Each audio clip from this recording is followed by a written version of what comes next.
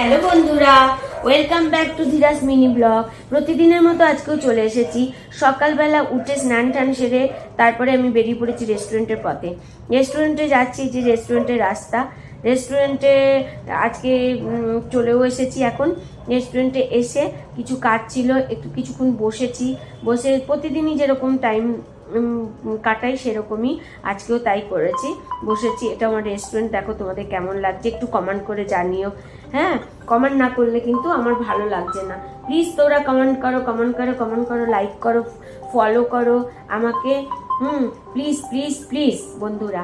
তারপরে আমি বাড়ি চলে আসলাম। বাড়ি চলে এসে আমার আইবারের খুব শরীর খারাপ, খুব শরীর খারাপ। ও খেতে পাচ্ছে না, ও চিকেন খেতে পাচ্ছে না, খুব কষ্ট হচ্ছে ওর গলায়। তাই জন্য ওকে দই দিয়ে ভাত দিয়ে মেখে চটকে চটকে চটকে চটকে ওকে খাইয়ে দিচ্ছি। দেখেছো ওকে এরকম ঘাড় কাট করে করে খাচ্ছে, ওর খুব কষ্ট হচ্ছে। তারপরে আমি চলে আসলাম দিদির বার্থডে, তো ওইখানে দিদির বাড়িতে চলে এসেছি। এসে সবাই মিলে দিদির বার্থডেটা আমরা সেলিব্রেট করছি। কেক কাটছে এখন। কেক কাটার পর আমরা ওই কেক ঠেক সবাই মিলে খেলাম, নাচ গান করলাম, আন্তাক্ষরী খেললাম। তারপরেই আমরা বসে পড়লাম ডিনারে।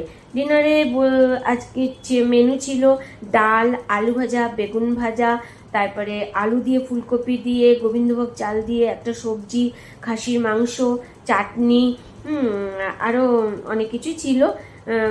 তো এইসব সব খেলাম, পায়েস, মিষ্টি সব খেলাম। খেয়ে বাড়িতে চলে আসলাম। এসে আইবার তো ঢোকার সাথে সাথে আইবার তো একদম সামনে। আইবারের সাথে কিছুক্ষণ করে আমি আজ